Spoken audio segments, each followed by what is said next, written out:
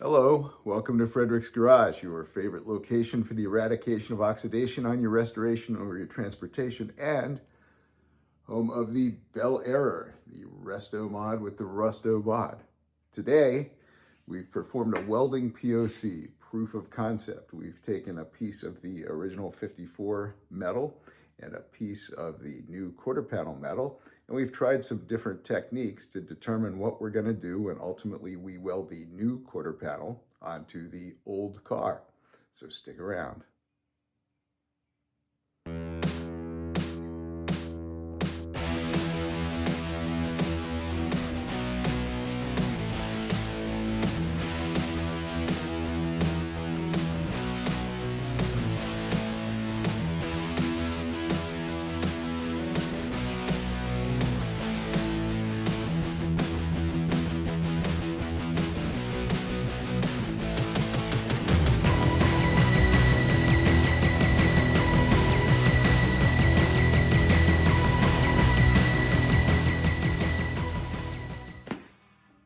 I'm going to be doing a butt weld, so I need to cut the original panel at about this level, and then of course cut it down wherever I decide to make the splice. And the question at hand is how will I cut it? Will I scribe it and then cut it with the new panel off, or will I run the blade against the new panel and make my cut that way? I can't really do a cut and butt in this example because I don't have access back here to pull the other piece out.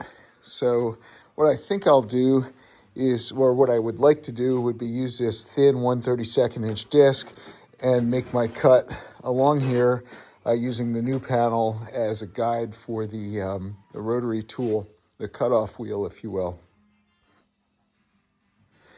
However, I need to make sure that that's going to give me a gap that's suitable for welding, not too wide of a gap, for example. So what I propose doing is a proof of concept, do a mock cut with a piece of both of these materials and see what sort of slit I end up with and see just how weldable that might be. To that end, I have this piece of original metal I had cut off the tail panel some time ago. And then, of course, I have this piece of the aftermarket quarter panel. It actually, all right, oh, I'm clumsy here. It actually went this way. This is the door jamb, if you will, and the lap welding flange that I cut off. So I'm going to use a section of this here, put it up against there with vice grips and make the cut, see how well that works, see how weldable that turns out to be. Let me get on that. So I have this mocked up about like it'll be on the car. I have the new panel lower, the old panel upper or higher. I don't have the bent flange in the way because I'm going to be welding up into open flapping original metal. So what I'm going to do is make my cut along here. Not totally. I'll leave a little bit just so I have some attachment point, and then I'll use the clips that I plan to use to hold the two panels together when I weld. I'll set it vertically so the heat travels up, and I'll do a couple of mock tacks and see how the spacing goes. So yeah, let's get on this.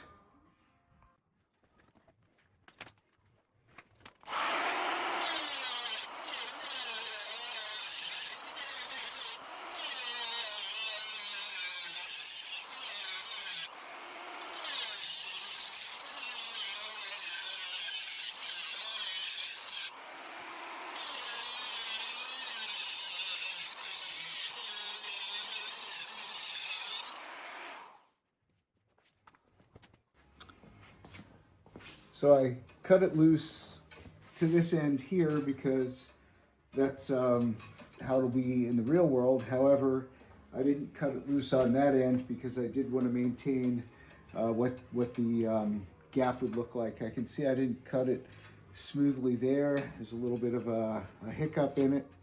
I think I got the blade a little too twisted or something. Not sure what I hit, but in any case, using this as a guide did help me cut it a little bit straighter. So I'm using these little tile spacers, tile levelers to keep the two panels together with a defined gap. The little T slips in there. You don't have to have access from behind. And then you tighten this collar to bring the two panels together. Unfortunately, it brings the two panels together based on the rear dimension. So I'm interested to see how well it works in this application. So let's get these installed. Again, this is what I'm planning to do on the quarter panel for real. So, all right, and then this one here, boy, I'm kind of buggered that up a bit. Oh, I see too, the bottom panel was pulling away a little bit when I made the cut. That's why it's a little fat right there. But you know, this might reflect this might reflect reality. So, oh, one other thought, I need to get the rear panel back out of the way. So yeah, let's try and do that. I guess I'll have to cut it off here. So we'll have to back all this up and re-mock up our example.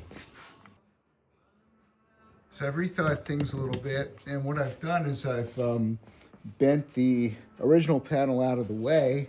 That way, if I need to, I can fold it back and double check the gap. But the fasteners are in place. Let me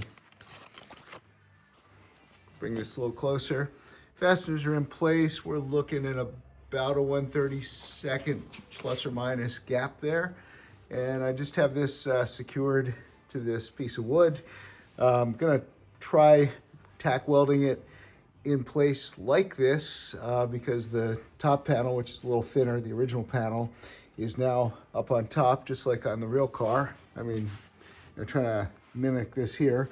Obviously the color's different. I don't know if green or beige welds better. A little joke there.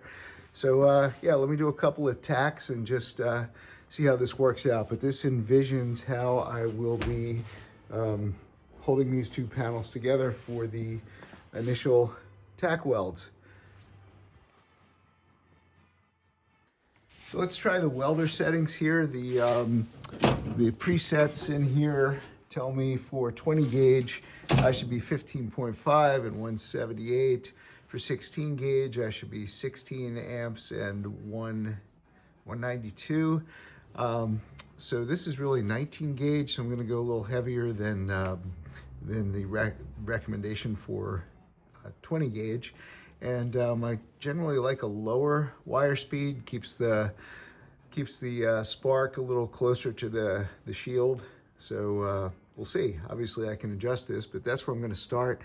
I am not gonna grind the green because I want the weld to, you know, obviously the cut edge is shiny.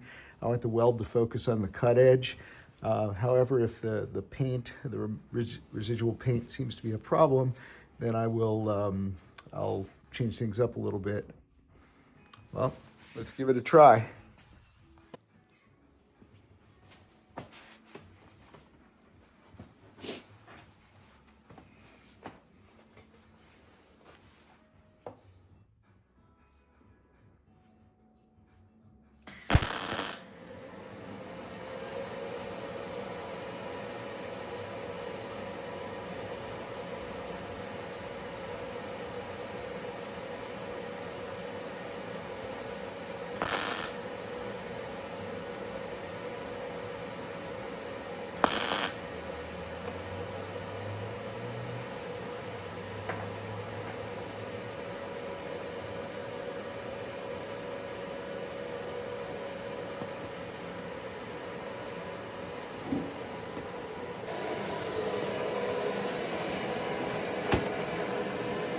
Those appear to be pretty good settings. Looks like it's hot enough to go through. The paint's not a problem. Obviously, I didn't aim well there. Let's take a look at the back.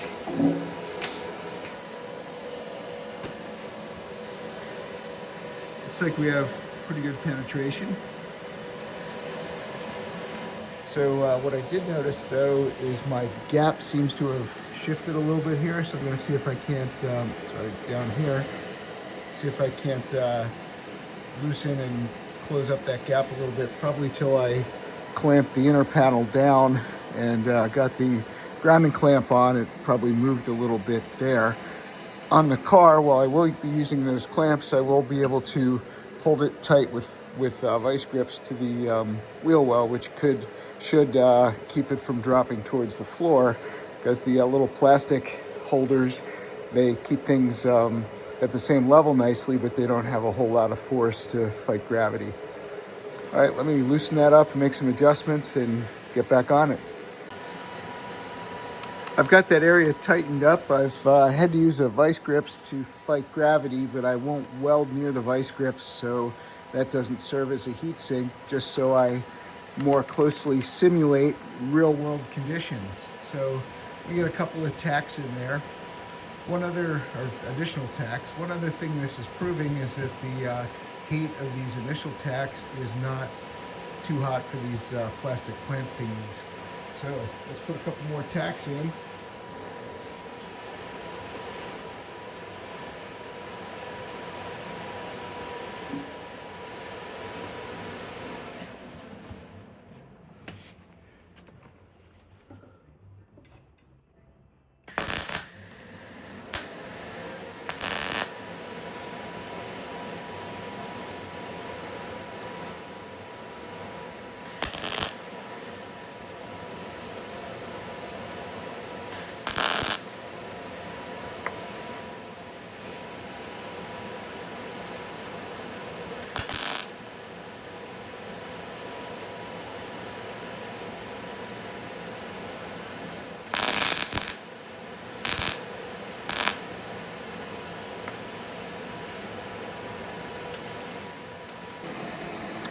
So what we have here looks like some pretty good welds. Things didn't get too hot. Things are tacked nicely. Down here, where the gap was a little wider, where I miscut a bit, I had a little bit of burn through. I had to move the gun back and forth a little bit.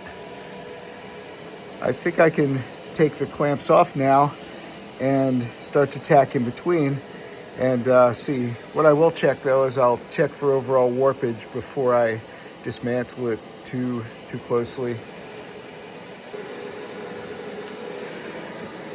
One thing I've encountered is these clamps are square, essentially. When I say the clamp, the little metal tang on there, it's square, 2 dimensions square, and with the metal pulling together from the welding process, the quarter panel metal is too close together that I can't work these little clamps out. So not a huge deal. I can cut these off. I mean, in this example, I'll probably pry it open a little bit with a screwdriver just to get them out so I don't waste them. But on the real quarter panel, what I can do, you can actually dismantle these things and take the little metal pin out, and I could potentially drive them through into the car if I wanted to try and save them, at least in the spots where I have access to the back. Or I could, you can see how they come apart there. Or I could cut them off and just push them through out of the way. So I know I have enough clearance to move, a 1/4 inch or so of slag out of the way, if you will. So like I said, I'll see if I can't pry them out gently with a screwdriver without adversely affecting things. Another thought too is maybe I do the initial tacks a little farther apart. But yeah, this is all good proof of concept information. So by taking the pin out of each of the clips and using this small screwdriver to pry the welded metal apart slightly, the 2 layers in between the welds, I was able to extract the pins. But as I mentioned, I could simply cut them off flush, or cut them off and push them back in. Or if I was really hell-bent, I could slide it to the side, cut a little bit of a groove, or drill a little bit of a hole for relief, and get it out that way. So let's take a look at our welding results. Looks like we're pretty straight along here. I don't see any significant or substantial warpage. I don't really see any warpage. Of course, you know, this is just the preliminary tacks.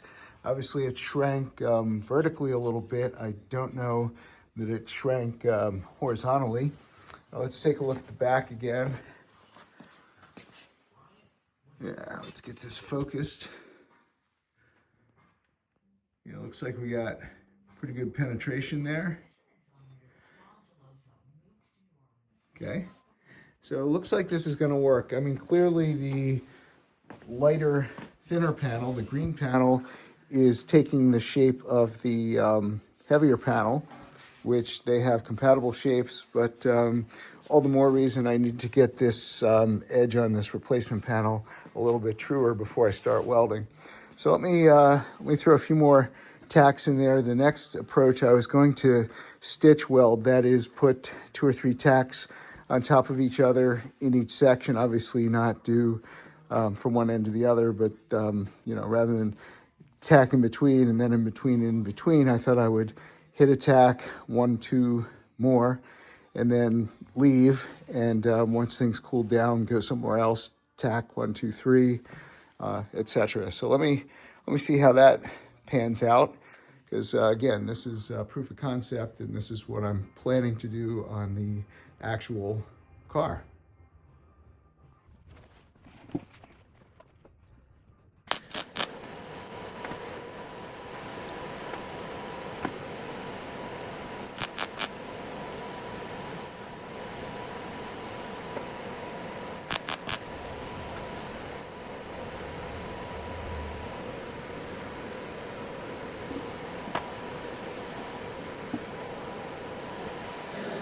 While I said I wasn't going to do consecutive stitches or, you know, not let it cool, I ended up doing it in 3 areas.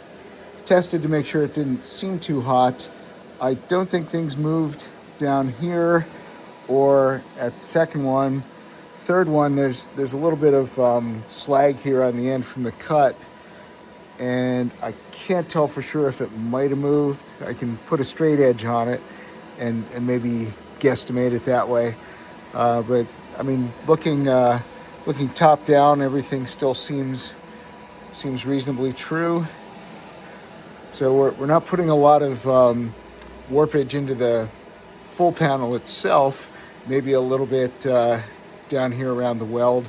I would expect the welded seam to sink in a little bit ultimately till it's all welded. So let me continue with some stitch welds, additional stitch welds after this cools, and we'll continue our proof of concept. Down here is a little bit of a gap, so I don't know if I can stitch weld because I do have to jiggle the gun a little bit. So we'll just do stitch welds here.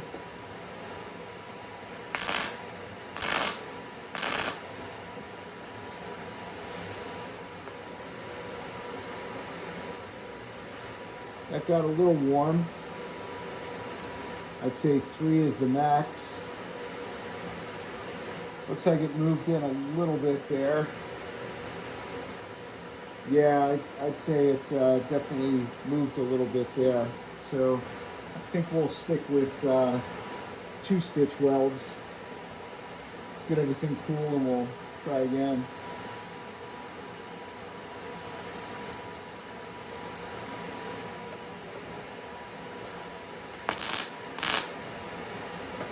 Okay.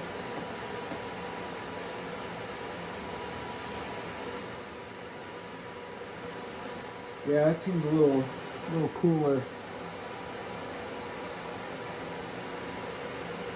Still getting good penetration. I'm hesitant to turn the voltage down. Don't need to turn the wire speed up or down. That seems pretty good. Actually, maybe I could turn the wire speed down a smidge. Let me try that out. See if that gives me a little less heat, a little less of a buildup.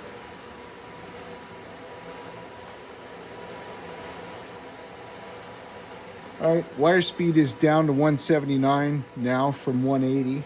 Let's Let's see where we're at.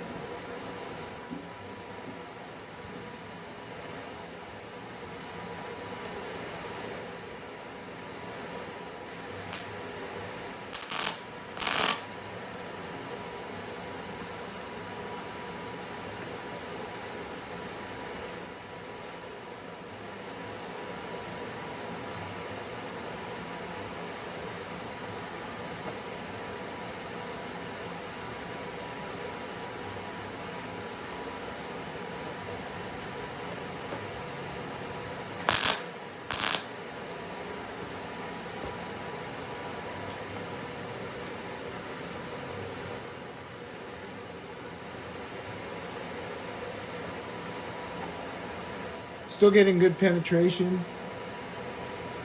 It's still looking pretty good. Let's see how much heat we have in here. This end's cool, so I'll do a 2 or 3 unit stitch there, see what happens.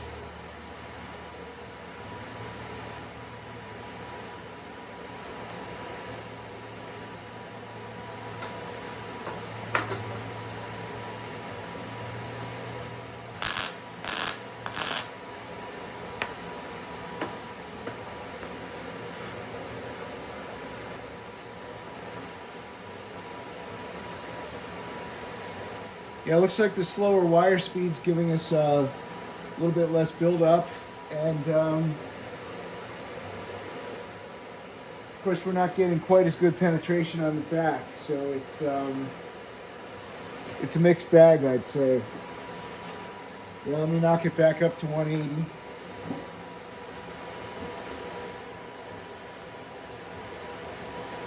Okay.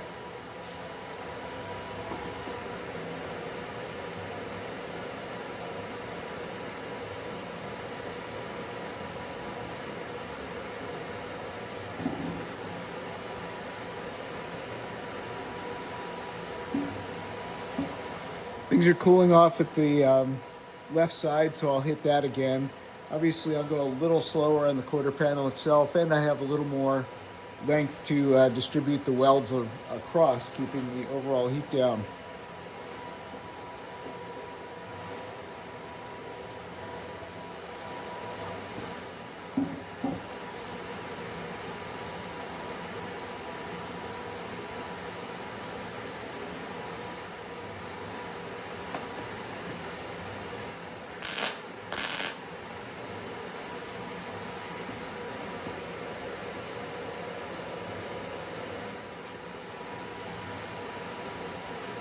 Okay.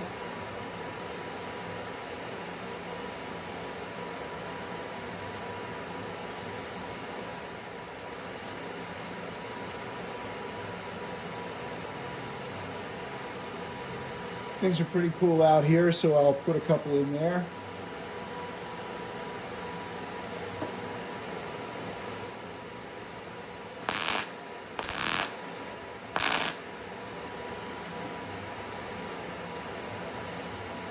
That last one, I can see I have a pinhole. I did move right a little bit on it.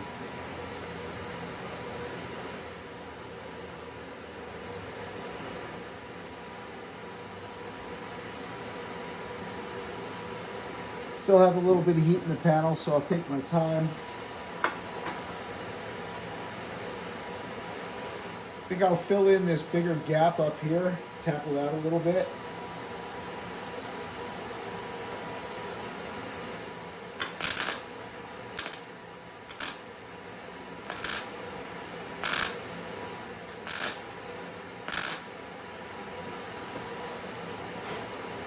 That's about 2 tacks, 2 solid tacks. Obviously I had to hit it more than that because of the space.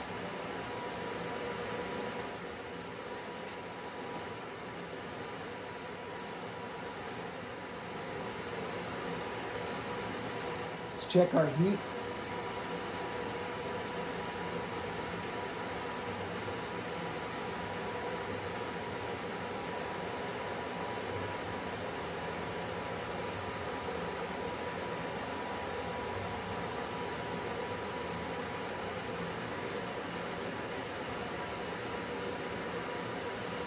I can see the top panel warping a little bit.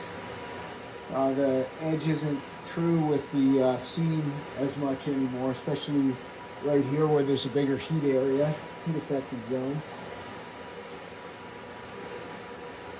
Yeah, and here there's a little bit of a warp too. I mean, on a larger panel that would absorb some more of the heat, maybe not as much. Yeah, a little bit of warp here, definitely. All right, let's get a couple more tacks in here. I think I'll tack in between. And of course, wait till things cool down.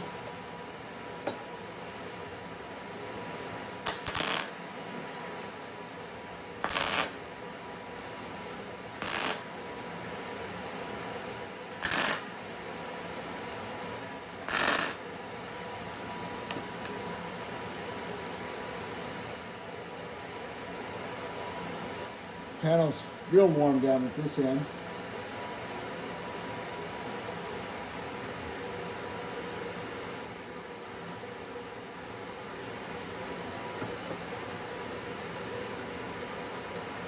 Not so warm down here, so I'll get a tack or so in. I think I can get rid of this. Well, I'll tack near this to keep that in place, and then I'll get rid of that because that's not a fair comparison.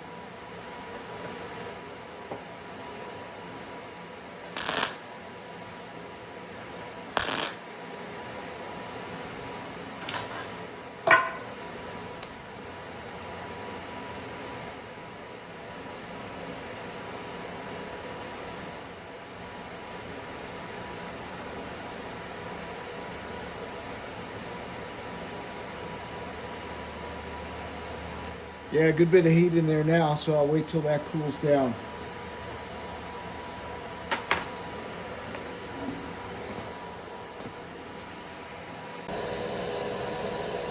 You can tell by the paint where things got the hottest, obviously where there's a bigger gap here. You can see things are relatively cool down here. Here we're a little more heat affected, here and here. And also here, that's where I'm stacking 2 or 3 tacks. Down here where I'm going a little slower, not so bad. Let's take a look at this against a straight edge. So here, more to the left, you can see that there's a little bit of a gap there.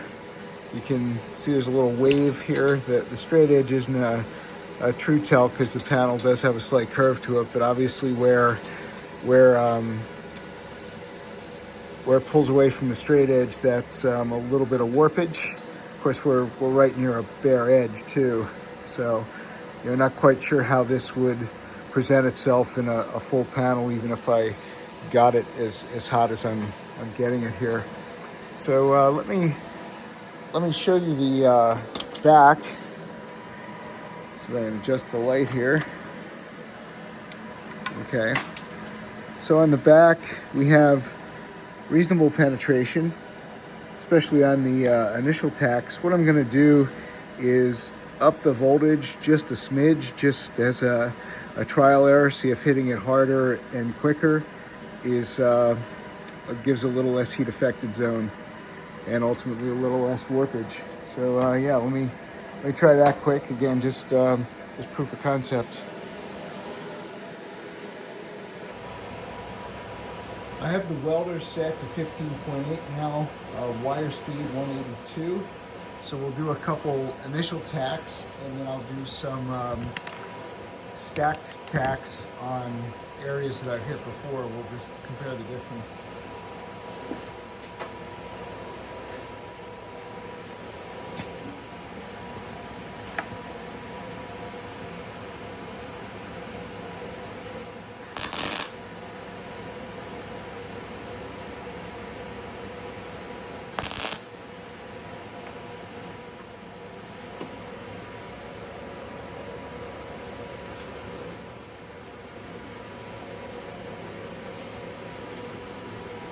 Honestly, looks about the same.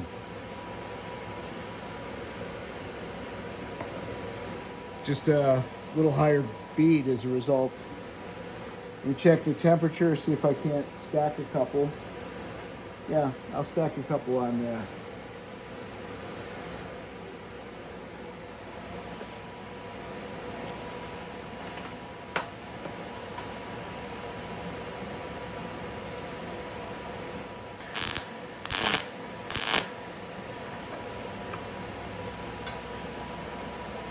Well, looking at the paint, I can see a larger heat affected zone. And I also heard the metal move. So I think the hotter, other than the initial tack, isn't so good. Certainly not for the stitch welding. I'm going to try a couple with the higher voltage yet, the 15.8, but I knocked the wire speed down to 181 because we are building up quite a bead. So let's see how we do with that.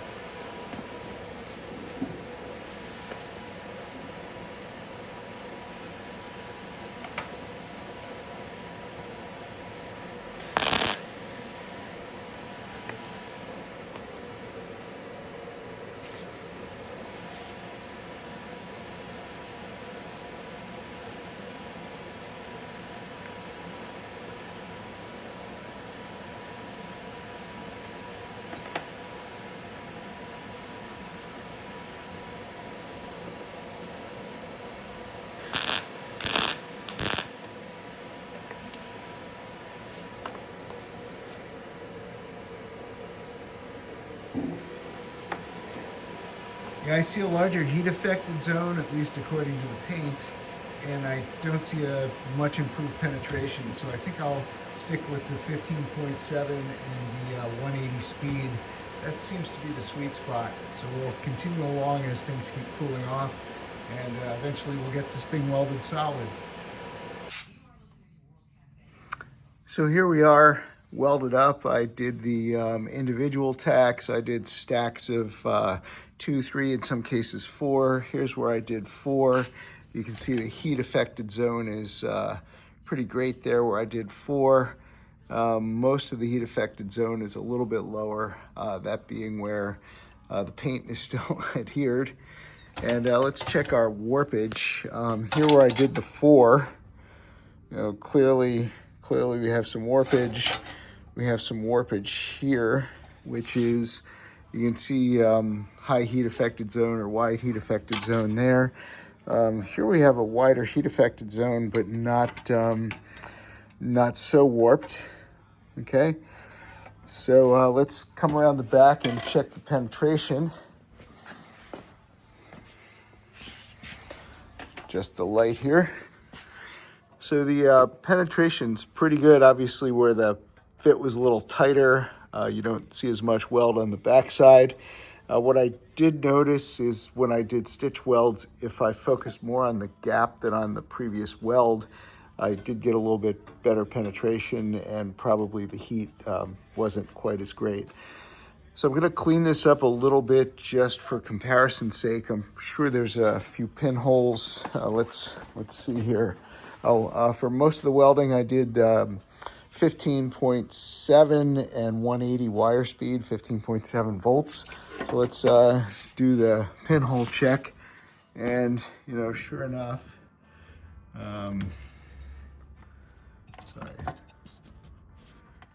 couple of pinholes here, pinhole here, pinhole here. Seems where I did the stacking. That's where the pinholes were. Okay. Here's pinhole here and pinhole here. Anyway, not so worried about the pinholes in this exercise. I know how to find them and treat them later. And even with no access to the back of the panel, I still can get light in there and show me where the pinholes are. That is on the actual car. So let me clean this up a little bit just so I can confirm the warpage against the piece I cut this off of. I used the grindstone on the 4.5 inch grinder and just knocked a few high spots off of here. Just so I could hold the panels together for comparison's sake. But there's the penetration. Not the best, but I think it's adequate. Obviously trying to keep the heat down, so penetration's not what it might otherwise be. Where the gap was a little tight, then penetration's not as good. So I'll have to make sure I don't grind things too tremendously smoothly on the front side with the finished panel. Anyway, all in a day's work, I guess. So let's do a little bit of comparison here. The piece that I cut the green off of is right here. I've ground the back smooth of the welded piece. So the piece behind is basically where this top piece was cut off of, and it has a flange on it, so it would not have changed shape. So I've tied the ends down, and of course the two pieces that I welded didn't have any flange at all to them. So you can see there's a bit of a gap there, but that's right in here. But that's easily compressed.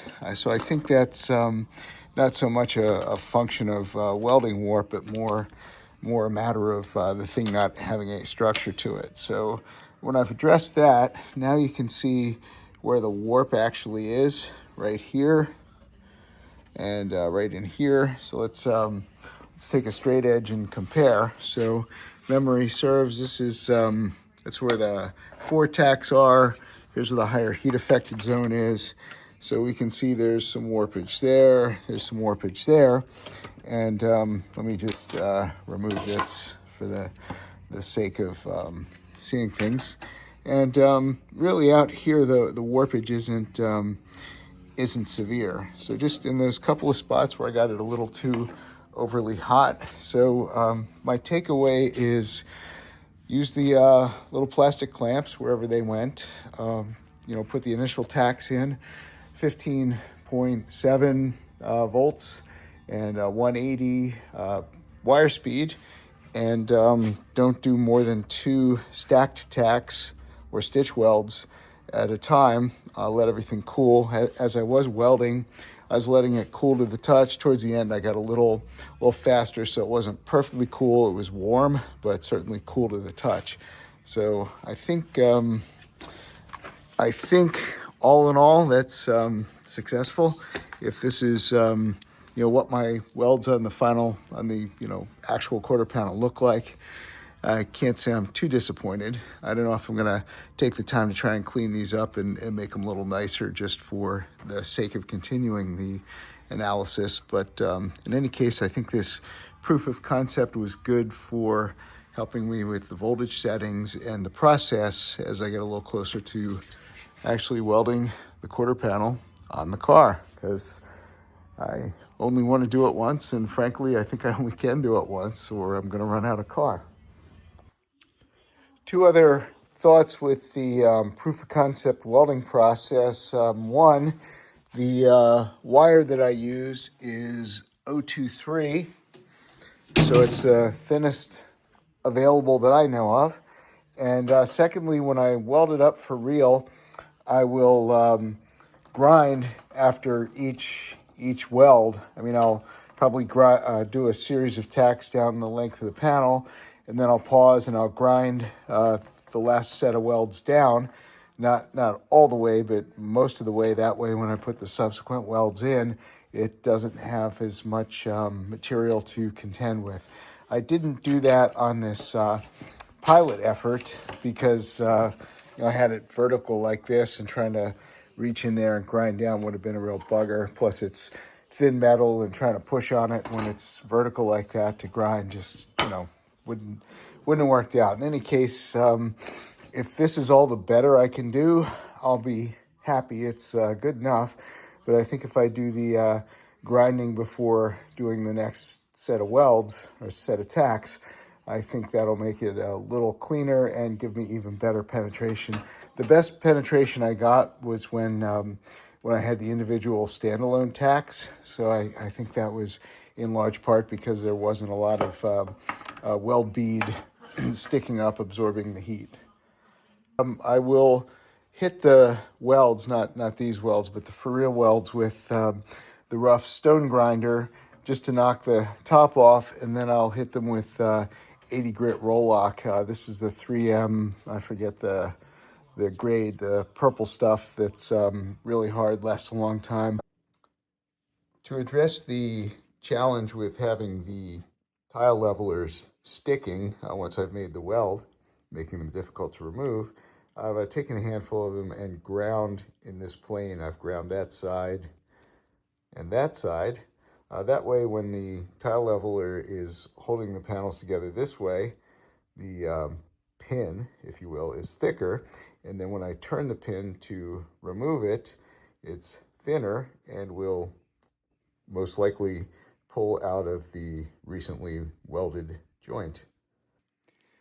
I'd like to summarize what I've learned or confirmed through this proof of concept exercise. First of all, I think using the the new panel over top of the original panel, to use the new panel edge to cut the original panel, I think that's a sound approach, as is using the tile levelers to hold the panel in place once I've made the cut. Secondly, I think the 1/32 inch gap is about ideal for welding this gauge material. If I mess up a little bit, if it expands to 1/16, that's not critical. Obviously, thicker would be a little harder to weld, but I think I've confirmed my cutting approach, if you will. In addition, I think we've pretty much settled on what welder settings to use. That is the voltage and wire speed. And thirdly, I think obviously heat control is paramount. I believe that I've learned that I can stack 2, possibly 3 welds if I'm going to stitch weld, but even at 3, that's a little dicey. So I don't know if I'm going to be stitch welding. And of course, this isn't exactly how I'm going to proceed, because I'll probably be grinding after each pass. Grinding that is with with 80 grit, not a heavy grinder. But in any case, I'm confident that we can move ahead now and begin to attach the new panel.